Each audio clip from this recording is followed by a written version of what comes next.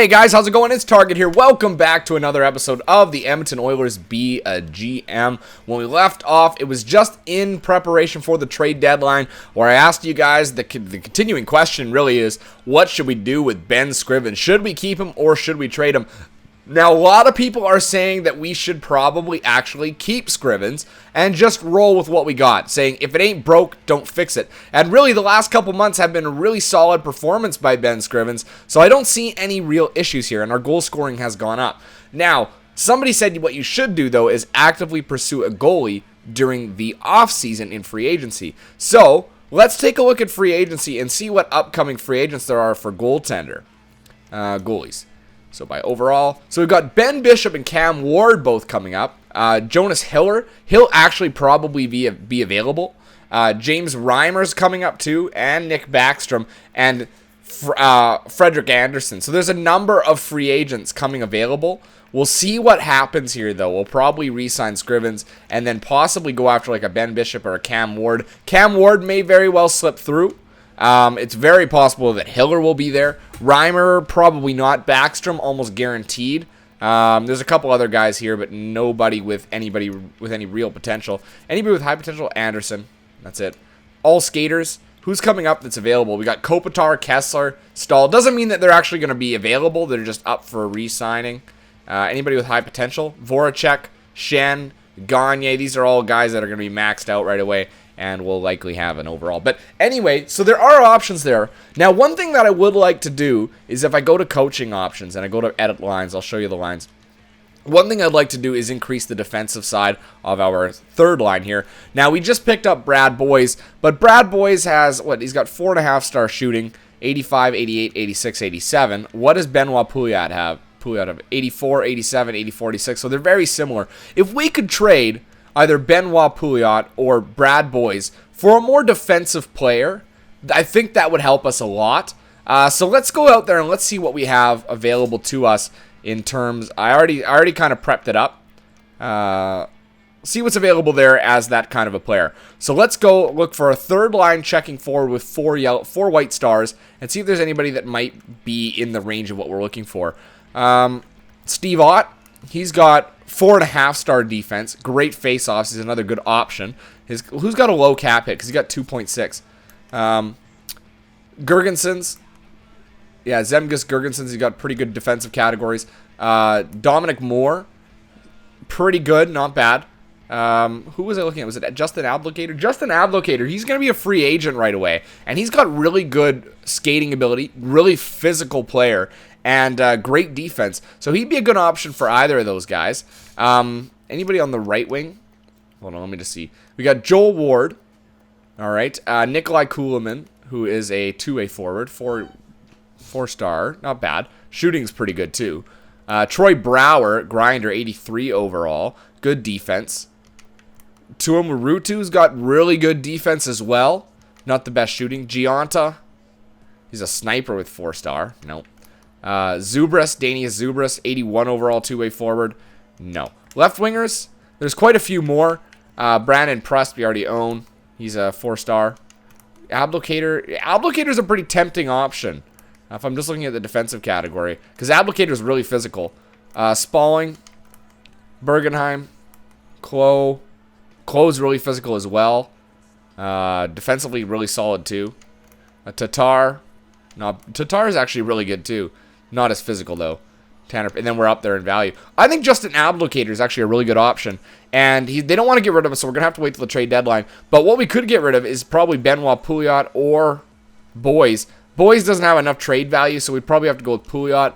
That would probably go through if we included somebody else that they want, which could be Travis Iwanek. No, never mind. Can't be. It has to be somebody that doesn't have a contract, which doesn't look like anybody. And they don't want any picks.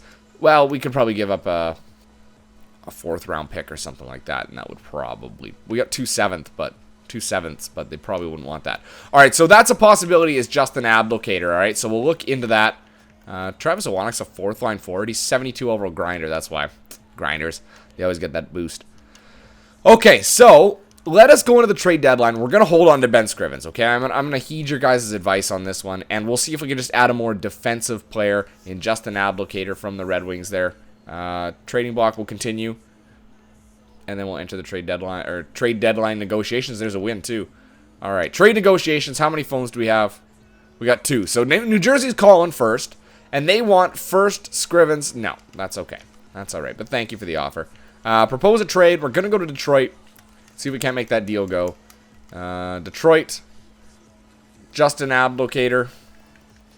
There he is. And we are going to send them Benoit Pouliot. It's pretty close in value.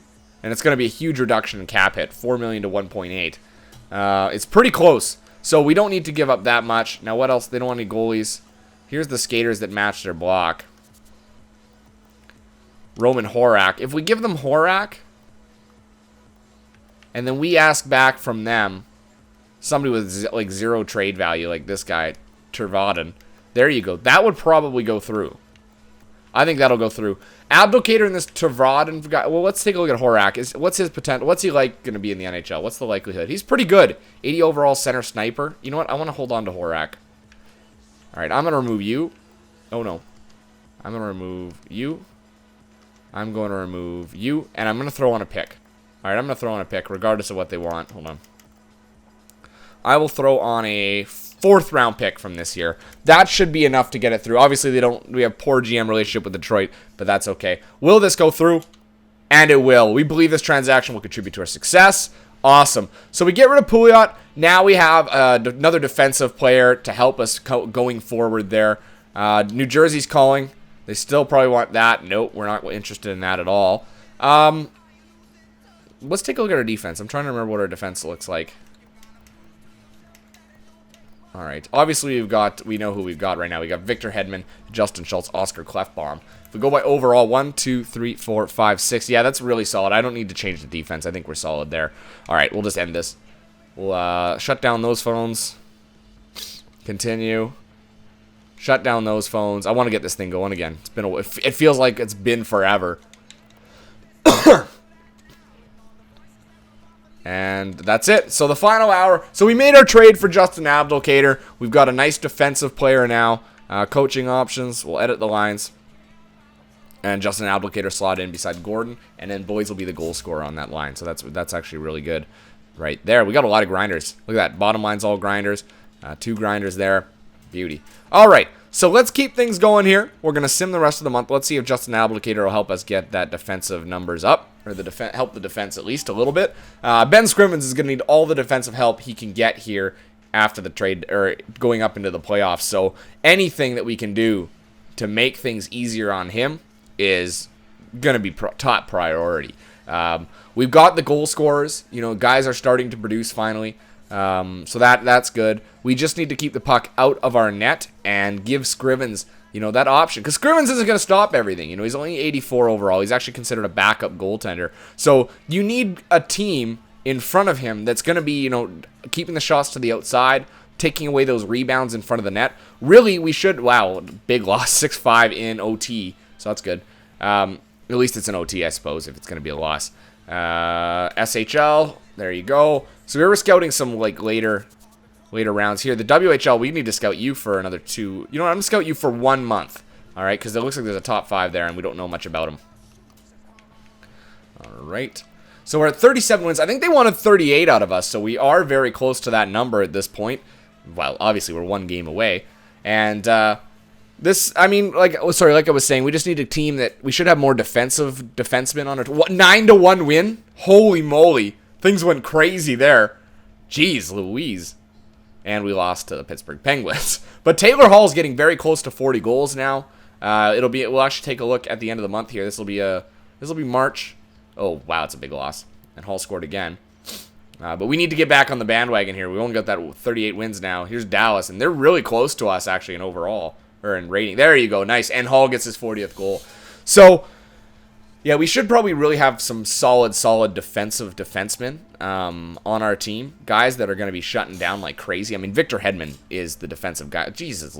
Okay, let's start winning, guys. Come on. That's a number of losses in a row now. If we lose the next one, we might as well just finish the month because only 2 left. Only 2 left. But yeah, I knew that it was going to be up and down. And the playoffs is going to be tough. There you go. Playoffs are going to be really tough for us. with that inconsistency, because we do have, only Scrivens in net, and that's just not consistent enough. All right, so March, and then this is going to be the end of April. So there's only a few games left. We'll do the full review after that. But let's just see where we stand in the standings. We're not up there for any of those. We're not up there for points. We're not up there. We are up there for wins. We're tied for first. Goals, Taylor Hall is only 5 off from the lead there at 43 goals. And assists, you can see Nugent Hopkins is no longer up there. Points, we currently sit top of our division, so I don't think there's really an issue for us in terms of making the playoffs. Arizona is tied with us, but I mean that gap is very slim between first and fourth with us. So let's just finish what we got here. I'm actually going to go by week. All right, so we'll go week by week up to the San Jose game just to see how we do, because it can be a little bit precarious here. It is a close race, but a 7-0 win makes you feel a little bit more confident. That's back-to-back shutouts for Ben Scrivens, so he's doing something right here. And LA, we're better than LA at the moment in terms of points, which is really nice. We lose that one, but that's in regulation. I don't think that Hall's going to get to 50 goals. I don't think he's going to do that. But he's pretty close. He's pretty close. That 43 is a nice number. I don't remember exactly how many he scored last year. There you go. It's a 5-4 win. But one thing that this game definitely is good for, we'll sim and then, is that it? Yeah, that's it. So we'll just go up to here. That's one thing this game is good for, is that the players that are supposed to produce actually produce in the game. Taylor Hall, like this 9-6 was that win, and he's got two goals in it. That's the kind of stuff that does happen. He's an elite player, and the teams play much better in this. Scout assignment. Let's see here. We were scouting forwards in the WHL, and we still don't know much about them. I don't understand that at all. Top 10 there.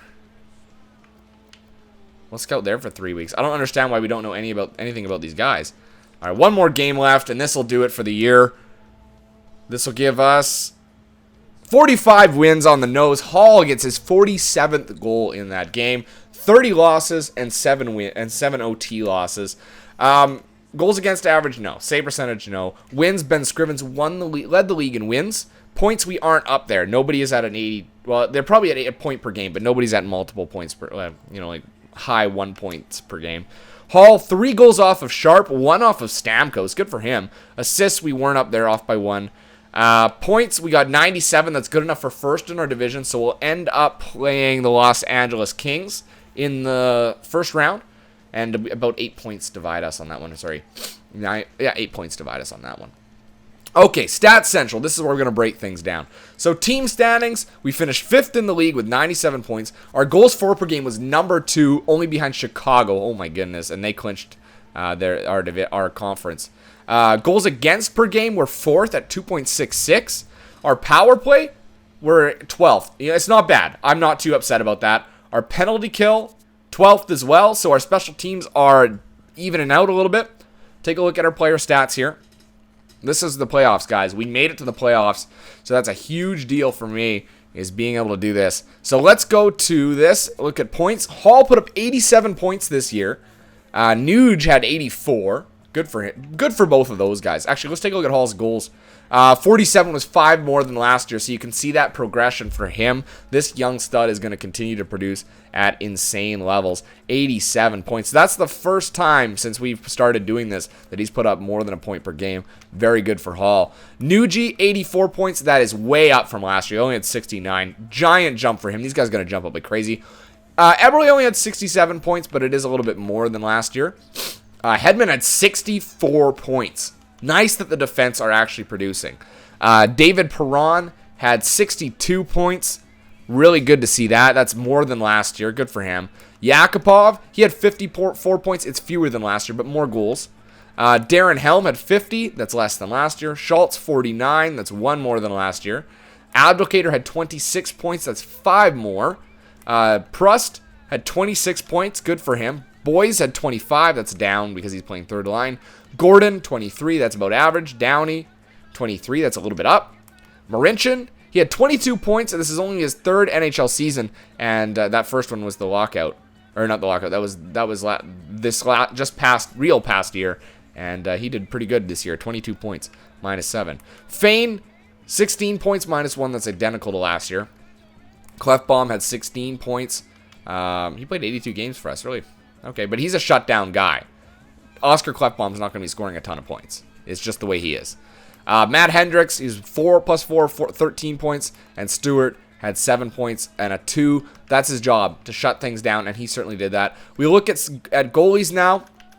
Obviously, Ben Scrivens played the majority, 67 games he played, and a 2.70 goals against average, and a 9.11 save percentage. That's not bad. He had 4 shutouts this year for us. That's pretty good. He got us to the playoffs. That's all we needed him to do, and he did a good job at that.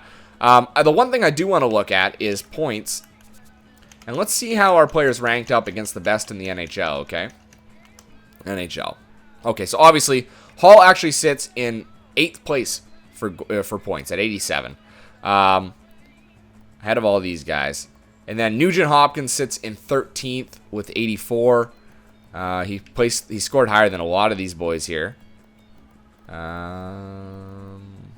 Eberle? He's the next one. There he is. Jordan Eberle is in 48th at 67 points, scoring the same as Neil McKinnon. You know, that's really good for them. I don't see too many issues with that. I like it. I like it. Okay, so that's the end of the year. You know what? I know you guys like the Be a GM playoffs all in one go. So when we come back, let me just see. Did Hall pop up here? No, Carlson was. He was in 8th, but I don't get it. Why he had 87 points, so I don't know. Anyway, Eric Carlson with 88 points. That's retarded. That's retarded.